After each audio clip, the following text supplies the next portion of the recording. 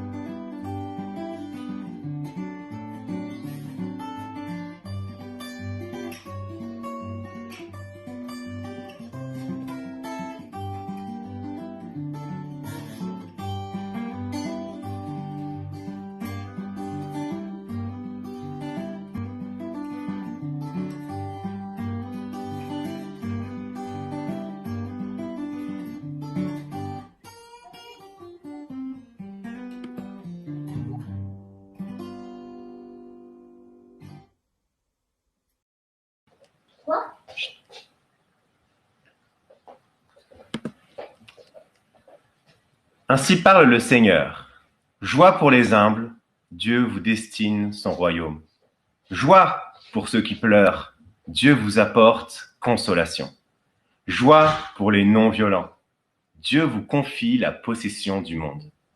Joie pour les affamés assoiffés de justice, Dieu veut vous consoler. Joie pour ceux qui ont de la compassion, Dieu aura compassion de vous. Joie pour ceux dont le cœur est limpide, Dieu s'offrira à vous. Joie pour ceux qui produisent la paix, Dieu vous reconnaîtra comme ses fils et ses filles.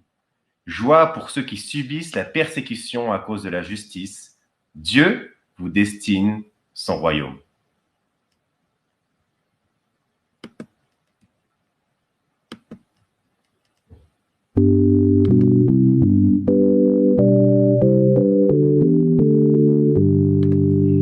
À toi mon Dieu, mon cœur monte, ton amour est mon appui. Serais-je couvert de honte au gré de mes ennemis? Jamais ne sera déçu qui te prend pour espérance, mais que tout soit confondu, qui rompe ton alliance. Montre-moi, Seigneur, la route, guide-moi dans ta clarté. Ouvre à celui qui t'écoute un chemin de vérité. Je regarde à ton amour, au salut qu'en toi j'espère. Je le verrai chaque jour s'étendre sur cette terre. Mon Dieu, dans ta grâce immense qui dure éternellement, regarde dans ta bienveillance et pardonne à ton enfant. Mais loin de ton souvenir les péchés de ma jeunesse. Chaque jour vient m'affermir, Seigneur, selon ta promesse. Dieu d'amour, tu fais connaître au plus humble tes secrets, et pour lui tu es un maître qui te plaît à l'enseigner. Ta parole est son appui, le bonheur son héritage, et ses enfants comme lui auront la terre en partage.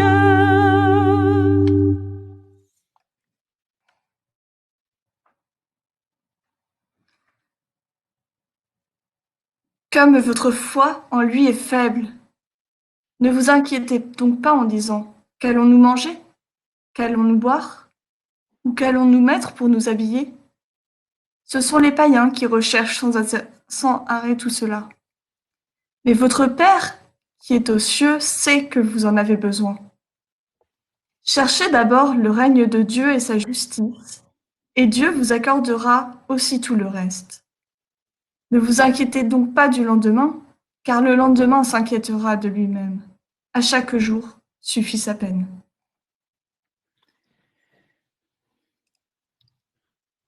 Je vous invite à rentrer dans ce temps de réflexion et de méditation, de message en deux parties.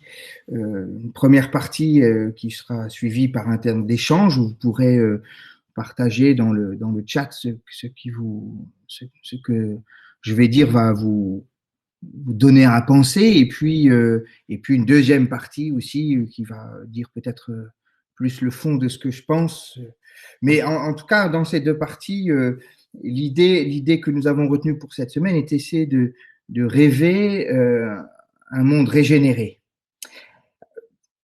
Depuis que nous connaissons la date du déconfinement, je constate que notre monde est rentré comme une sorte d'effervescence entièrement focalisée sur le jour d'après.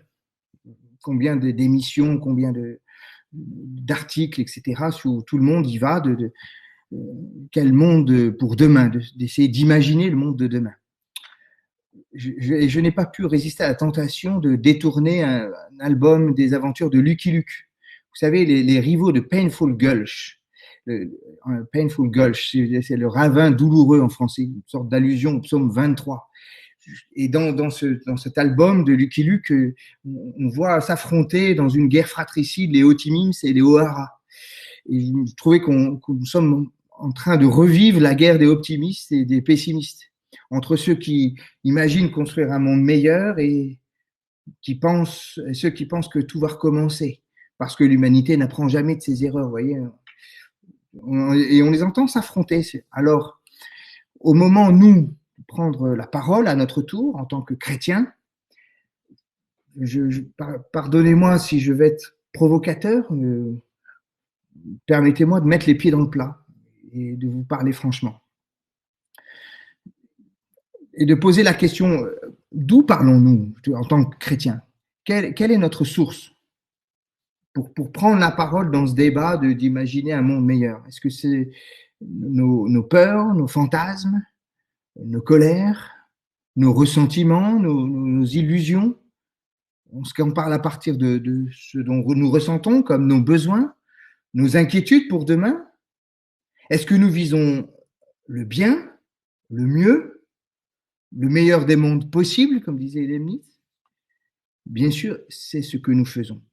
Bien sûr, nous cherchons à construire un monde meilleur.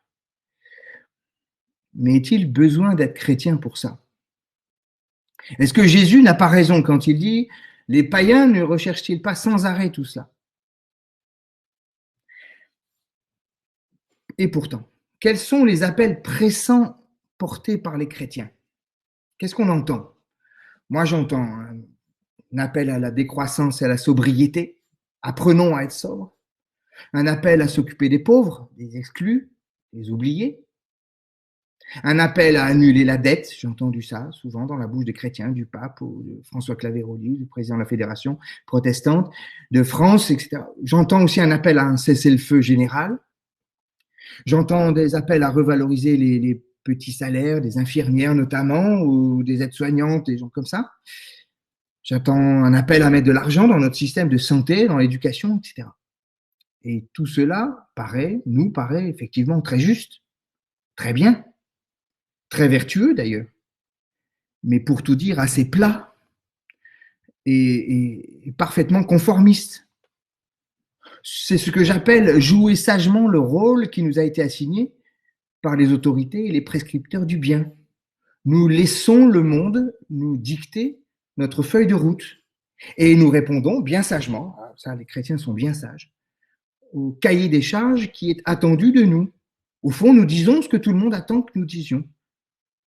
À vue humaine, tout cela est bien conforme, tout cela est bien convenu. Alors, pas d'erreur, entendons-nous bien. J'adhère totalement et sans aucune réserve à ces recommandations vertueuses en tout point. Tous ces appels que j'ai listés tout à l'heure, j'y adhère totalement. À vue humaine, nous sommes dans le domaine du bien, de ce qui est souhaitable, de ce qu'il faudrait pour nous. Mais est-il vraiment nécessaire d'être chrétien pour dire ça? En quoi est-ce novateur ou différent? Ou même, en quoi est-ce transformateur pour le monde? N'est-ce pas simplement une sorte de pansement social qui permet à un système bien huilé de continuer à fonctionner? En quoi tous ces appels, tout ce que nous pouvons dire, en quoi est-ce porté par la résurrection? Ou en quoi, mieux, en quoi est-ce porteur d'une parcelle de résurrection pour le monde? En quoi est-ce libérateur, créateur d'espérance? Est-ce que c'est cela, chercher le royaume de Dieu et sa justice? Est-ce que chacun de ces appels ne serait pas de fait et par nature, par essence, automatiquement questionné, critiqué pour ses effets pervers ou pour sa part sombre, pour ses présupposés, pour ses conséquences indésirables? En cherchant à déterminer ce qui est bien, ou même ce qui serait mieux pour notre monde, nous reproduisons de fait exactement le même cheminement qu'Adam et Ève dans le jardin, se disant que le fruit de l'arbre de la connaissance du bien et du mal était bien agréable à regarder et qu'il donnait envie d'en manger pour devenir plus intelligent, comme dit Genèse 3. Je ne dis pas que les solutions imaginées sont fausses ou mauvaises en soi. Je dis juste qu'en aucun cas, elles ne reflètent la justice de Dieu et encore moins son royaume.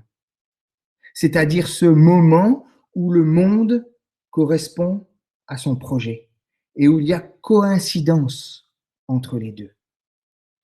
Que je sache, l'appel de Jésus dans le Sermon sur la montagne consiste à chercher le royaume de Dieu et sa justice, et non à manger une fois de plus le fruit de l'arbre de la connaissance du bien et du mal.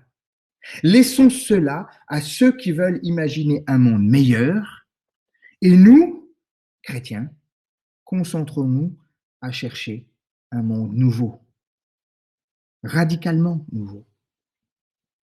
À certains de mes frères chrétiens qui se reconnaissent dans le courant libéral, je reproche, moi, d'être trop bien intégrés et du coup stériles pour le monde. En bons humanistes, ils sont au service du bien. À certains autres de mes frères chrétiens qui se revendiquent attestants ou évangéliques, je reproche, moi, de se vouloir en rupture avec le monde, à l'écart de l'impureté de ce monde et du coup stérile pour le monde.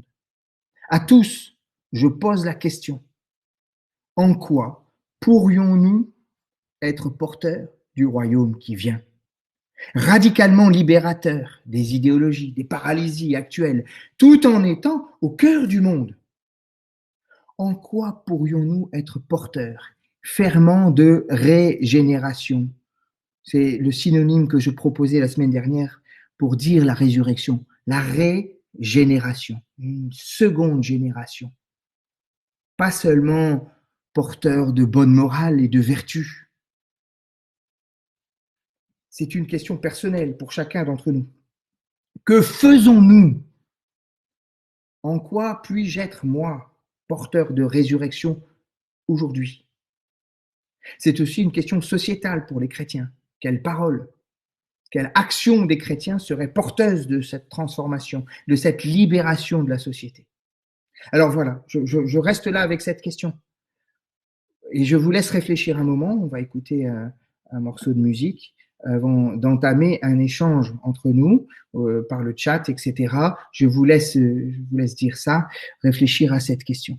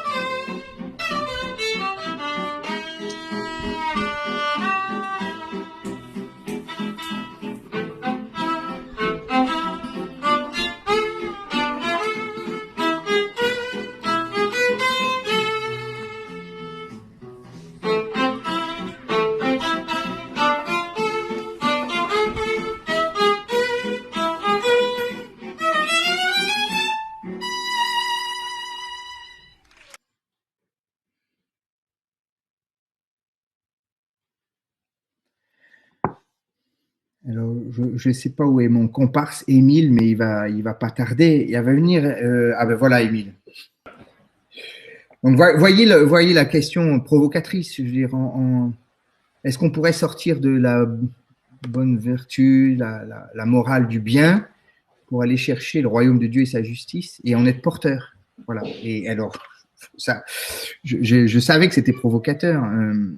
Alors, je ne sais pas si vous avez vu, mais Charles, mon ami Charles, qui dit mais c'est la théologie de la révolution. Charles, c'est toi qui as amené ce mot-là. Moi, je vais pas parler de ça. Vous voyez, ne parle pas du Nicaragua, tout ça. Ça aussi, c'est chercher un monde nouveau, un monde meilleur. C'est-à-dire qu'il y a des gens qui veulent faire la révolution, et toutes les révolutions amènent des dictatures, toutes, dans l'histoire. Même surtout la Révolution française a amené la terreur derrière. Et puis après, l'Empire. Donc, vous voyez, avant qu'on revienne à la République, ça a mis un temps fou, etc. Donc, je ne parle pas de ça, mais je comprends qu'il puisse y avoir confusion avec ça. Mais vraiment, l'idée, c'est qu'est-ce qu'on peut être, en quoi on peut avoir une parole différente et autre chose que la bonne morale qu'on attend de nous. Mais moi, je m'interrogeais quand même quand je t'écoutais, Samuel. Je me dis, est-ce que c'est si étrange que ça que la vision chrétienne semble moins contre-culturelle aujourd'hui, alors que ça fait quand même 2000 ans que l'évangile a commencé à infuser le monde, tu vois ce que je veux dire? Est-ce qu'on peut demander à l'évangile d'être aussi contre-culturel qu'il y a 2000 ans? Ou alors ça voudrait dire qu'en 2000 ans, l'évangile n'a pas changé grand-chose au monde? Alors peut-être. Alors certainement que l'évangile ou les églises n'ont pas été porteurs d'évangile. La plupart du temps, elles se sont mouillées avec le pouvoir. Et partout où l'Église s'est mouillée avec le pouvoir en place, elle s'est regardez l'orthodoxie en Russie, regardez partout le christianisme, l'islam, enfin toutes les religions qui se sont mouillées avec le pouvoir ont créé des catastrophes derrière ça. Mais je veux dire, l'idée, c'est forcément que l'Évangile, c'est pas le monde. Sinon, si la bonne volonté suffit, voilà, le monde se changerait de lui-même. Ah, ça crie. Donc, en quoi? Alors, j'aime bien les réactions des uns et des autres. Alors, j'aime bien. Je voulais remonter un petit peu plus haut. La libération nécessite un projet de vie, de sens de vie, un projet qui ne soit pas monétisé. Et voilà quelque chose que j'aime. Enfin, Eric dit ça, et il a raison de dire que c'est quelque chose dont on ne puisse pas mesurer la valeur. Quand on monétise quelque chose, c'est quelque chose dont on ne peut pas quantifier la valeur. C'est pas une valeur. Du coup, c'est pas une vertu. C'est pas quelque chose qu'on peut quantifier. C'est quelque chose qui vient d'ailleurs, qui vient bousculer en venant d'ailleurs. Et c'est ce que un peu Madeleine dit, faites ceci en mémoire de moi. Le monde saura que vous êtes le mien. Donc, elle ramène à Jésus. Madeleine ramène à ce qu'a fait Jésus. Et qui était dans ce monde, mais qui venait pas de ce monde. Et qui a bousculé. Je veux dire, et qui a fait les choses autrement. Ça, c'est vraiment important. Est-ce que pour moi, enfin, moi, j'ai quand même l'impression aujourd'hui, je sais pas, après, peut-être que je suis trop ancré dans mon époque, mais j'ai quand même l'impression que, enfin, même quand je regarde l'histoire, j'ai quand même l'impression aujourd'hui que les valeurs de l'évangile, en tout cas, sont plus victorieuses aujourd'hui que hier, tu vois. Et tu vois, aujourd'hui, par exemple, valeur de l'évangile. C'est quoi une valeur de l'évangile? Je sais pas moi, aimer son prochain, aime ton prochain comme toi-même. Aujourd'hui, c'est quelque chose qui paraît être du bon sens presque. Même si ça paraît être un idéal assez difficile, je sais pas, il me semble, ça me paraît même aujourd'hui même ça me paraît assez consensuel, alors que tu vois, de dire ça. Mais peut-être que le problème là où les chrétiens peut-être manquent, alors c'est peut-être qu'on se contente peut-être de propositions assez faibles ou peu audacieuses ou peut-être pas assez clivantes pour aller encore plus loin dans cette proposition, par exemple. Oui, est-ce que tu penses ça, toi? Est-ce que tu penses que les chrétiens manquent d'audace? Moi, je pense que oui. Je pense qu'on a. Qu'est-ce qu'on pourrait dire ou faire de différent? Alors, Isabelle disait, c'est dire ou faire ou être. Est-ce que c'est une parole ou est-ce que c'est une manière d'être? Je pense que c'est les deux. Se mettre en adéquation sa parole avec ses actes. Oui. Moi, je trouve, par Donc, exemple, c'est une question qui me paraît intéressante. Tu vois, si demain, moi, je trouve ça toujours intéressant de réfléchir comme ça. Si demain, 80% de la population devient chrétienne, comme moi, je suis chrétien, qu'est-ce que ça change? très bonne question. Très bonne question. Mais tu vois, moi, souvent, ce qui m'interroge quand je pose cette question-là à des personnes, c'est que c'est pas les réponses. Bon, parfois, il y a des réponses qui me terrifient. Mais ce qui me terrifie encore plus que les réponses terrifiantes, c'est l'absence de réponse. C'est ah bah j'ai jamais pensé. Juste, je sais pas, peut-être tu vois. Et ça je crois que c'est peut-être est-ce que vraiment et je reviens sur ce que disait Eric, est-ce qu'on réfléchit beaucoup à la fois d'un point de vue très individuel, mais est-ce qu'on réfléchit au collectif aussi? En quoi l'évangile peut infuser dans notre société, tu vois? Voilà. Alors, qu'est-ce que tu proposerais, toi, à ton niveau personnel? Donc, tu veux que je clive là maintenant tout de suite? Vas-y, qu'est-ce que tu proposerais qui soit vraiment différent? Je veux dire, parce que, alors j'entends François qui dit liberté, égalité, fraternité, largement une laïcisation de l'évangile. Voilà, c'est vrai, moi, je suis plutôt d'accord avec ça. On a laïcisé l'évangile, c'est-à-dire qu'on en a fait des valeurs et on en a fait du bien. Et on a cherché le bien avec ça. Et c'est vrai que c'est bien. Enfin, à mes yeux, je veux pas le critiquer. C'est pas quelque chose que, je veux dire, c'est pas quelque chose que je veux critiquer. Mais on reste dans le domaine du bien. Et ça n'est pas. Au contraire, pour moi, c'est une victoire. Eh ben, pour moi, c'est une perte. Pour moi, c'est une perte. Les valeurs de l'évangile, c'est laïcisme, c'est-à-dire qu'elles deviennent quelque chose, une valeur commune d'une société. Pour toi, c'est une perte. On en a fait une valeur, justement, et on a commencé à quantifier. On en a commencé à faire dans le domaine du bien, c'est-à-dire qu'on le fait. Tu vois, c'est exactement ce que font Adam et Ève dans le jardin d'Éden, c'est qu'ils mangent l'arbre de la connaissance du bien et du mal. Voilà, c'est nous décidons voilà ce que nous faisons nous en dehors de Dieu, contre Dieu, et on se moque de Dieu, et Dieu n'est plus là-dedans. N'est plus dans cette histoire. Ça devient une histoire laïque. Et très bien, je veux dire. C'est nécessaire. Enfin, on vit comme ça, ici. Mais ça n'est pas le royaume de Dieu. Ça n'est pas ce que les chrétiens sont censés faire. Je dis pas que c'est mal. Je dis, ça n'est plus notre affaire. Notre affaire, c'est de porter le royaume de Dieu. C'est je veux dire, si même les chrétiens oublient Dieu en disant, contentons-nous de liberté, égalité, fraternité, si même les chrétiens font ça, alors comment va faire Dieu? Je veux dire, c'est la déclaration des droits de l'homme, voilà, est directement issue des siècles du christianisme. Exactement. C'est quelque chose de laïcisé où on a éliminé Dieu de cette histoire. Et ça, on dit, Seigneur, retourne dans ton royaume. Ce que Bonhoeffer parlait de mettre Dieu aux limites, si tu veux, de le mettre avant la naissance et après la mort, pour dire fous-nous la paix pendant qu'on est là, laisse-nous tranquilles. Mais le rôle des chrétiens, dit Jésus, c'est de chercher le royaume de Dieu et sa justice, et tout le reste nous sera donné, tout le reste. Mais justement, je peux me permettre de rebondir là-dessus rapidement. Après, je sais qu'il faudra qu'on avance, mais ce que je trouve intéressant dans le passage quand on lit sur le royaume de Dieu et sa justice, c'est qu'il est couplé avec le passage que tu as lu aussi. Je crois qu'on a lu au début sur les inquiétudes. Oui. Et moi, c'est quelque chose qui m'a marqué récemment parce que, en fait, souvent, je lisais ce passage-là de manière très séparée. On lit par bloc souvent. Et ces passages-là, pour moi, disaient ne vous inquiétez pas. Oui. Sauf qu'en fait, c'est pas ce que Jésus dit. Enfin, en tout cas, c'est ça me semble pas ce que Jésus dit. Jésus dit ne vous inquiétez pas de ces choses-là. Mais vous, préoccupez-vous du royaume. Voilà. Exactement. Et je me demande, moi, justement, est-ce qu'aujourd'hui, on n'est pas un peu trop... Est-ce qu'on ne s'inquiète pas? Est-ce qu'on n'est pas un peu trop... Est-ce qu'on n'est pas assez inquiet, tu vois? Et moi, est-ce qu'on n'est pas... Tu vois, est-ce qu'on se préoccupe vraiment, tu vois? Moi, j'entends deux choses. D'abord, de sortir... La peur n'est pas une bonne conseillère. Je veux dire que l'inquiétude et l'angoisse ne produiront pas quelque chose de bon, dit Jésus. Et deuxième chose, si vous vous inquiétez du bien... Si vous inquiétez du bien, alors vous avez laissé tomber le saint. Votre job, laissez les autres s'occuper de ce qui est bien. Et c'est vrai, il faut le faire. Je ne dis pas qu'il ne faut pas le faire. Ce serait idiot de ma part. Mais laissez le travail aux autres de s'occuper de ce qui est bien, de ce qui est les droits de l'homme laïcisés, de ce qu'il faut faire pour que politiquement le monde aille mieux. Et ça va être dans un débat contradictoire avec toujours des conséquences plus ou moins positives ou plus leur ou moins laisser négatives. Ou ne pas faire que ça. Voilà, alors peut-être qu'on peut faire notre part dans ce travail de rechercher le bien, mais sachons l'idée de leur laisser. Chercher le bien, c'est une manière de construire contre Dieu. Adam et Ève, dans le jardin. On s'est construit contre Dieu.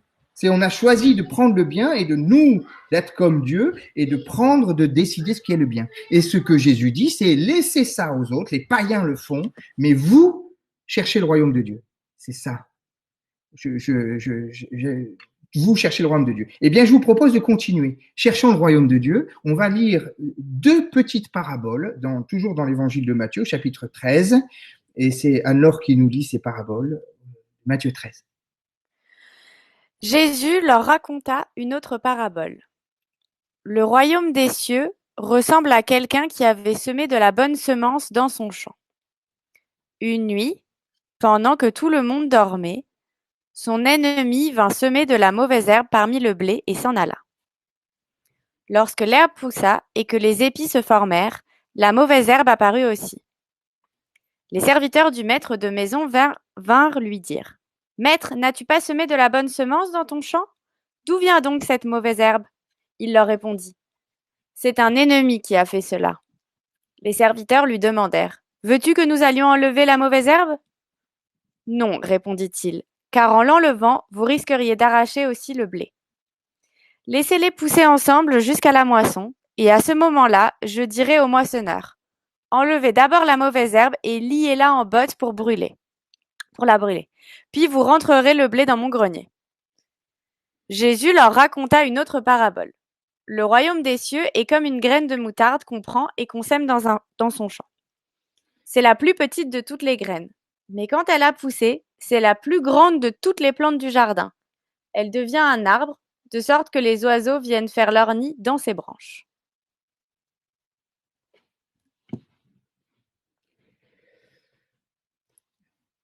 Les serviteurs lui demandèrent : « Veux-tu que nous allions enlever la mauvaise herbe, faire le tri dans le monde, entre ce qui est bien, ce qui est moins bien ?»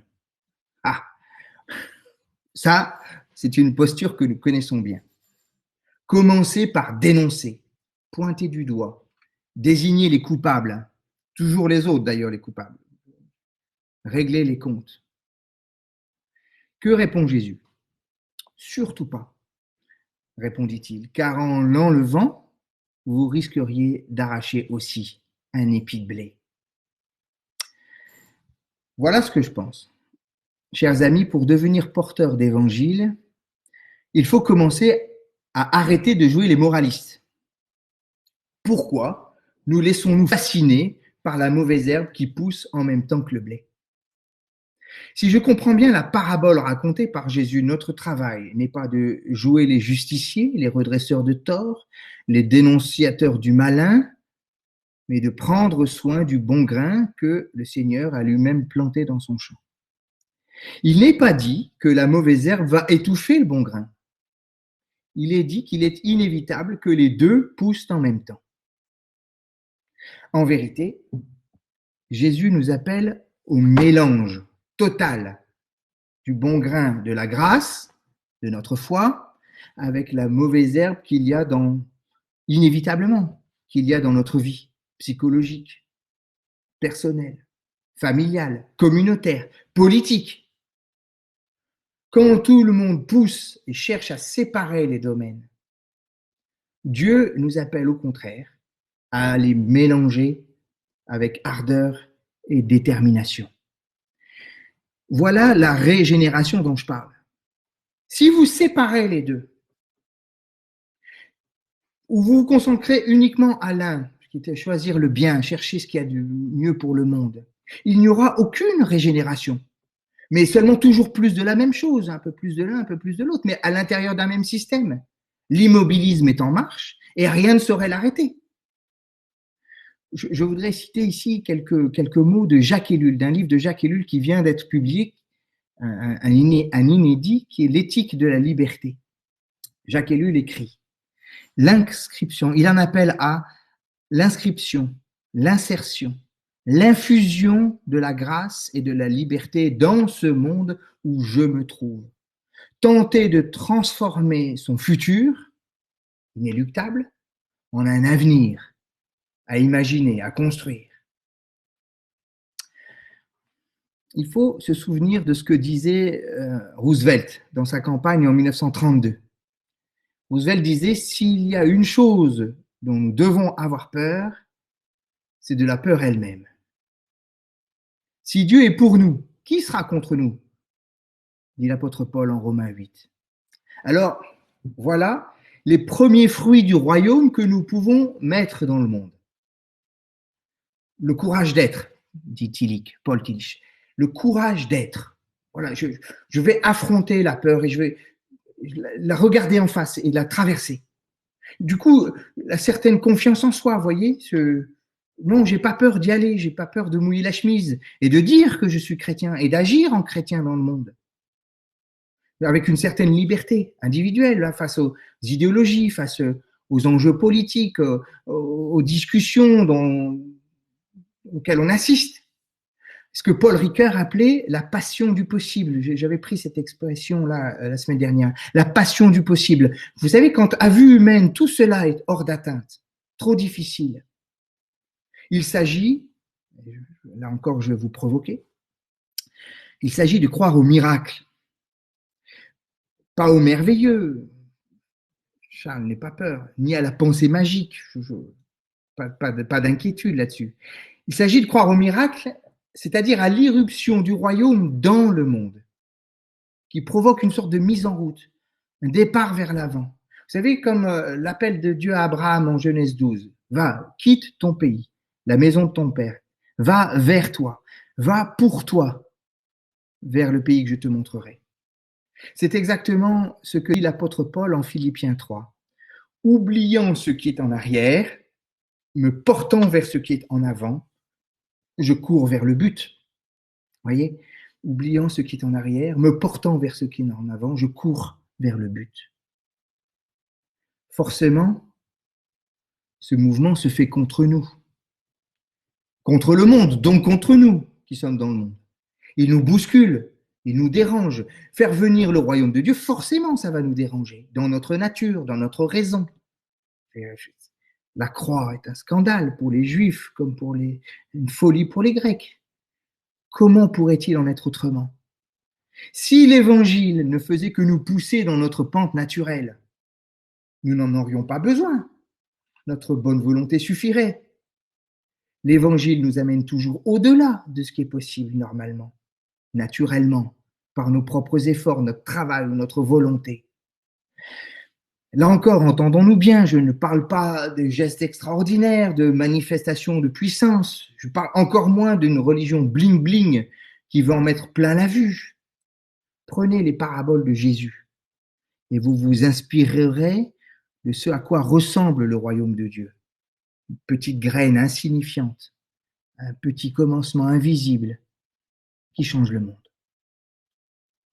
Je sais donc, que je n'ai pas à m'inquiéter du lendemain et qu'à chaque jour suffit sa peine.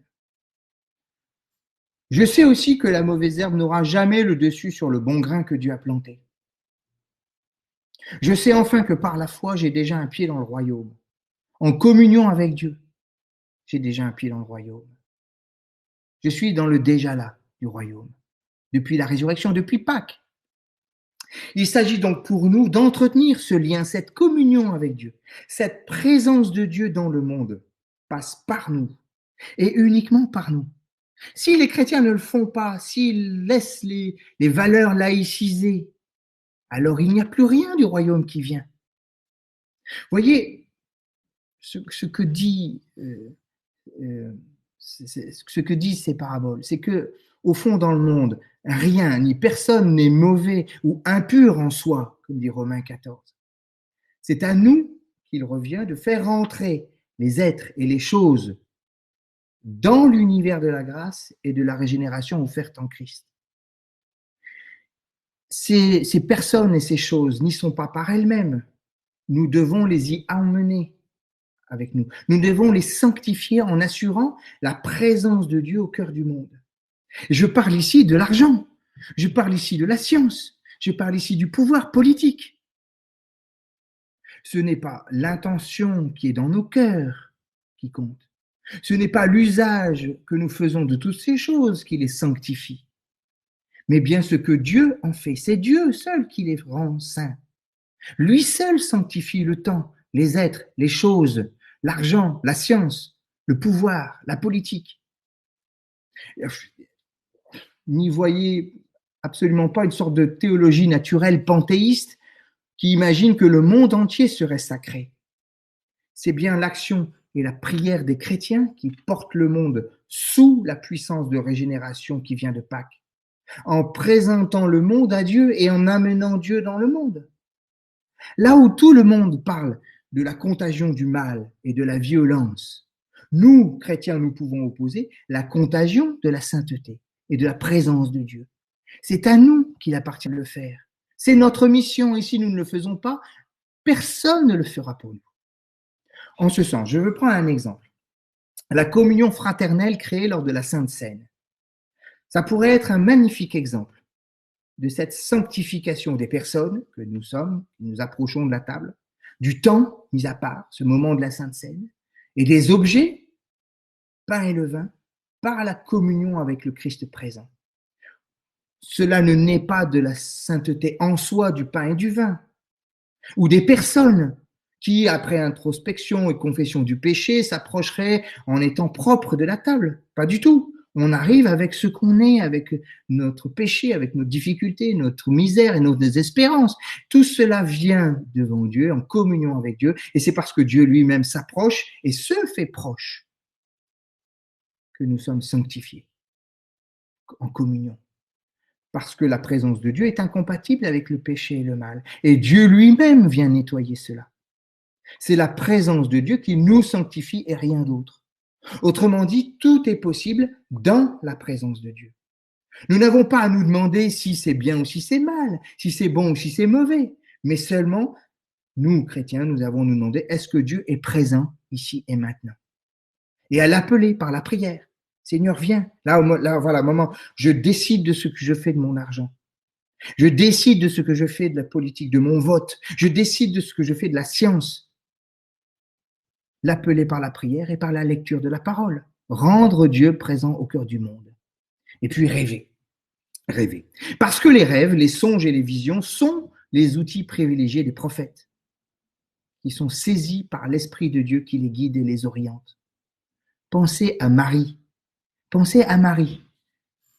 Le songe, le rêve de Marie. Moi, je voudrais que le rêve redevienne à la mode. Nous avons tous en tête, j'ai fait un rêve de Martin Luther King. Vous vous souvenez, cette magnifique déclaration qui a changé le monde. J'ai fait un rêve. Mais j'aime aussi l'idée de laisser parler notre imagination. Cela laisse une place à la créativité et à l'invention. Il se joue là, dans les rêves, une sorte de collaboration active, plus qu'une simple passivité du possédé par Dieu. Il est possible que notre énergie créatrice soit mise au service du projet de Dieu, que lui et nous tirions dans le même sens, que notre puissance propre soit ajoutée à la puissance de Dieu et non soustraite ou contraire, que nous soyons au service de Dieu et non opposés à lui. Je le crois possible, voire souhaité, espéré, attendu par Dieu lui-même. Je pense ici à ce que dit Jésus dans l'évangile de Jean. Il est préférable pour vous que je m'en aille, dit-il. Je vais vous envoyer mon esprit et vous ferez des choses plus grandes que moi. Vous ferez des choses plus grandes que moi. Laissez parler l'imagination pour rêver le monde régénéré que nous voulons construire. C'est donc se mettre en quête d'un langage spécifique du rêve et de l'imagination. Je parle de poésie, je parle de création artistique, de peinture, de littérature, de cinéma, de musique. Je parle de la recherche du beau et plus seulement de la recherche du bien.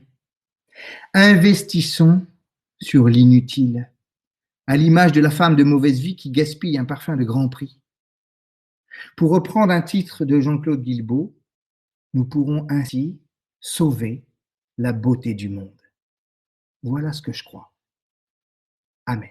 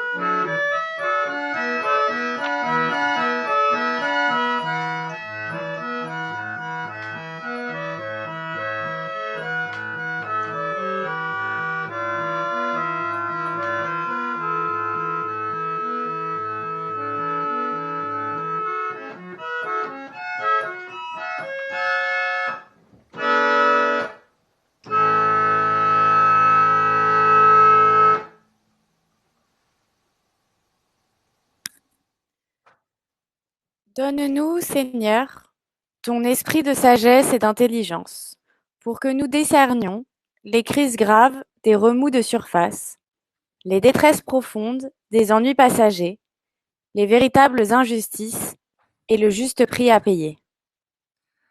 Donne-nous, Seigneur, ton esprit de courage et de force, pour que nous résistions à la peur des changements nécessaires, pour que nous osions construire une fraternité plus grande, pour que nous rendions plus humains le travail et les loisirs.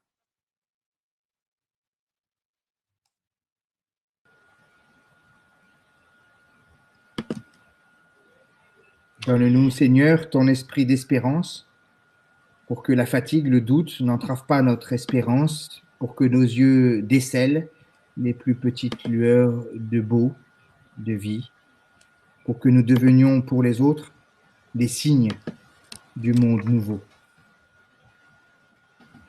Et je vous invite à dire les noms et les situations des personnes pour lesquelles vous voulez prier, pour que nous puissions les porter ensemble dans la communauté que nous faisons, en portant ensemble les personnes et les situations qui sont difficiles.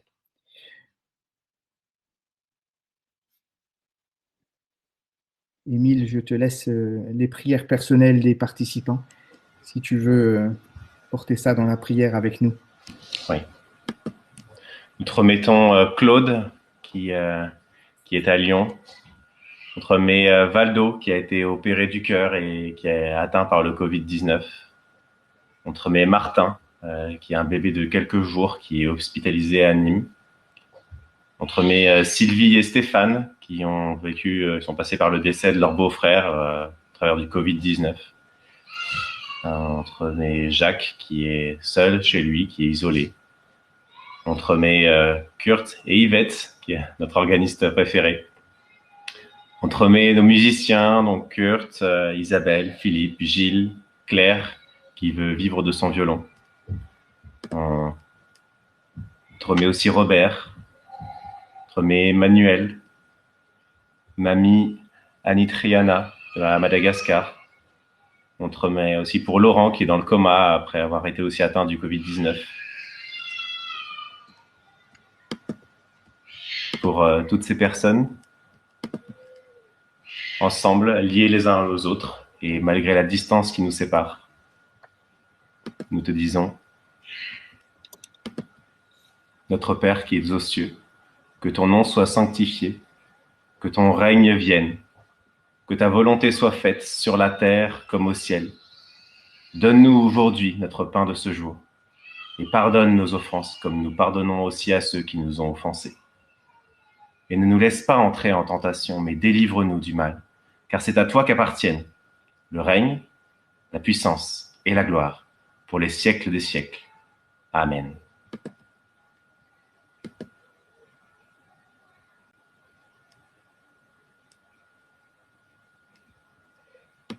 Alors, la parole est à Jean-Claude, qui a quelques annonces à nous faire. Est-ce que Jean-Claude, tu peux réactiver ton micro? Ah ben voilà, parfait, excellent. Je quitte. Oui, bonjour à chacun et à chacune. Je voudrais d'abord remercier tous ceux qui ont contribué à la réalisation de ce culte. Les musiciens d'abord, pas dans l'ordre, mais Claire Oberkamp fait son violon, Philippe Biermé avec sa guitare, Gilles Kircher et son morceau de saxo, Kurt Leders, qu'on ne présente plus et dont on est content de voir qu'il se remet de son accident, Isabelle Rousset, mais je ne l'ai pas entendu, Isabelle et François Sozo, elle au violoncelle et lui à la clarinette. Et puis un énorme merci à tous ceux qui font l'animation et la technique parce que c'est un gros travail. Irène, Anne-Laure et Émile. Enfin, pour le joli bouquet, Sophie Martin qui profite du fait d'être confinée à la campagne pour nous offrir ce fleur. Si nous étions dans le cadre d'un culte normal, il serait dit, voici le moment de l'offrande, Et rappelez-vous que Dieu aime le don joyeux. Alors, pour exprimer votre joie, je vous engage à rejoindre le site de notre paroisse, c'est-à-dire templedusaint-esprit.fr, et puis de cliquer en haut à droite sur « Faire un don ». C'est simple, il suffit d'avoir une carte bancaire. Depuis le début du confinement, nous avons reçu 14 dons par ce moyen. Je le compare à l'inquiétude de Samuel dimanche dernier, à savoir que nous allions dépasser les 100 connexions.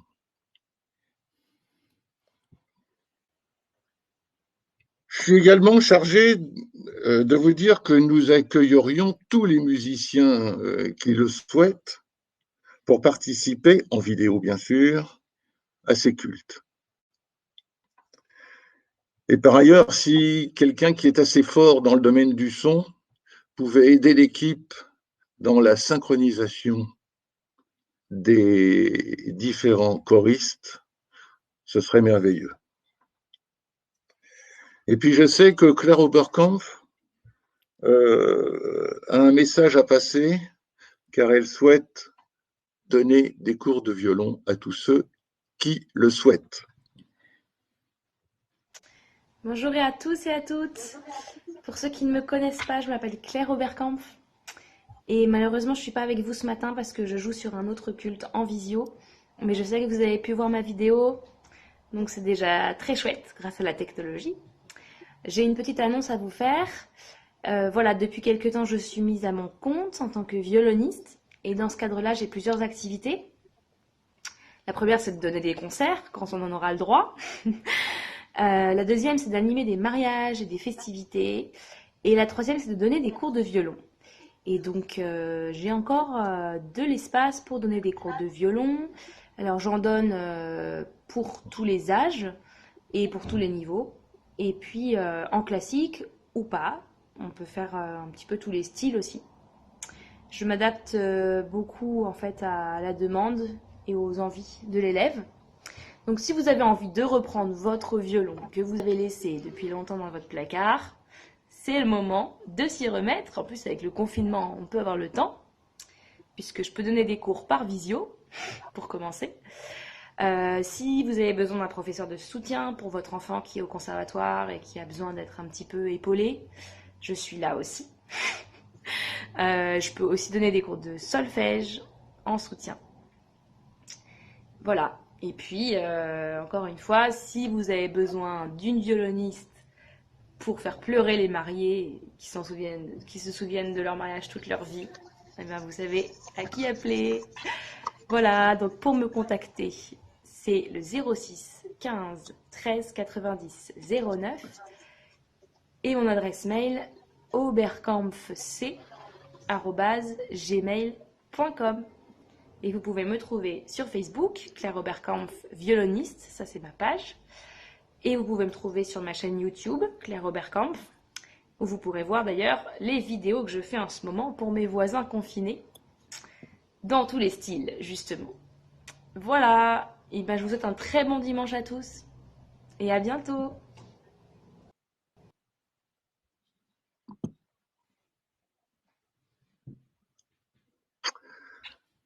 Alors, pour continuer, on va vous montrer sur le slide que vous voyez à l'écran les différentes possibilités de nous rejoindre.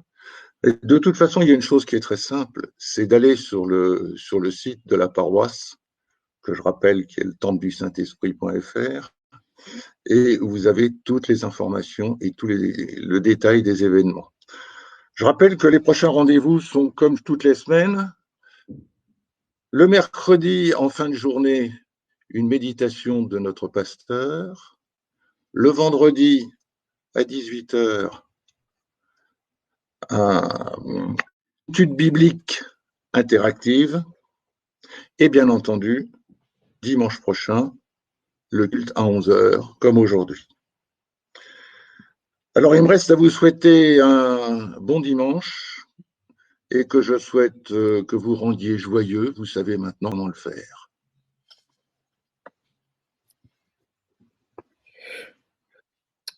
Merci Jean-Claude, super. Merci aussi à Claire pour son annonce. C'est l'histoire d'un jeune homme qui rentre en rêve dans un grand magasin. Et derrière le comptoir, il y a un ange qui fait office de vendeur. « Que vendez-vous » demande le jeune homme. « Absolument tout ce que vous désirez » répond l'ange avec beaucoup de courtoisie. Alors le jeune homme se met à énumérer. Alors dans ce cas-là, j'aimerais bien la fin de la pandémie du Covid-19 dans le monde, beaucoup plus de justice pour les oubliés, les exploités. Je voudrais de la tolérance et de la générosité enfin envers les étrangers, davantage d'amour dans les familles, ah oui, ça c'est important, du travail pour tous les chômeurs et tous ceux qui vont perdre leur emploi, et beaucoup plus de vie communautaire dans l'Église. Et l'ange lui coupe la parole. Enfin, pardon, je pense que vous m'avez mal compris. Ici, nous ne vendons pas les fruits, nous ne vendons que les graines. Le Seigneur dit, le royaume des cieux est comparable à un homme qui a semé de la bonne semence dans son champ. Eh bien voilà, le royaume, c'est toujours un début, un tout petit début, presque négligeable.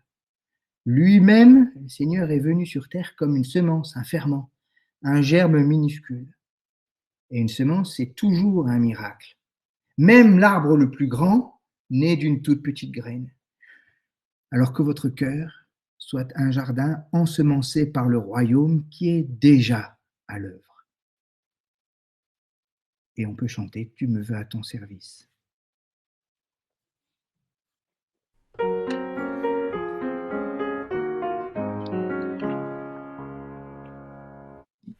Tu me veux à ton service, moi qui sans toi ne suis rien, qu'à toute heure s'accomplisse ton désir et non le mien. Ce que j'ai, tu le possèdes, mais tu veux le recevoir. Conduis-nous, toi qui nous aides, à mettre en toi notre espoir. Le plus grand parmi les hommes, tu l'as dit, maître très doux. Sur cette terre où nous sommes, c'est le serviteur de tous. Tu fis mieux que de le dire, quand pour nous tu vas t'offrir, confond ce cœur qui n'aspire qu'à se faire encore servir. Jésus, si ta main me guide, je marcherai par la foi. Tout chemin sera limpide, tout travail sera pour toi. Je suis prêt pour la bataille, sa douleur et son effort. Je vais où tu veux que j'aille, dans la vie et dans la mort.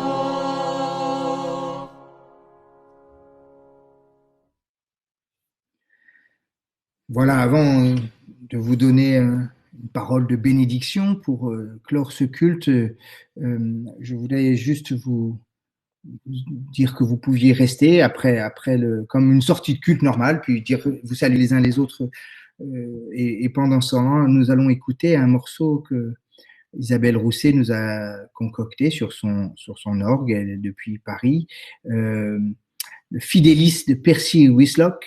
Donc vous allez avoir le morceau de musique, puis la vidéo d'Isabelle, et pendant ce temps-là, on peut se dire bonjour et puis rester un petit peu pour échanger des nouvelles les uns avec les autres. Je vous souhaite un très beau dimanche, mais je ne peux pas vous laisser partir avant d'avoir posé une parole de bénédiction. Que Dieu le Père vous accorde la grâce qui transforme. Dieu le Fils vous accorde la grâce qui sauve. L'Esprit de vie vous accorde la grâce qui libère. Alors que vos chemins soient sur celui de la paix et de la joie, et que l'amour soit semé autour de vous. Vous êtes bénis.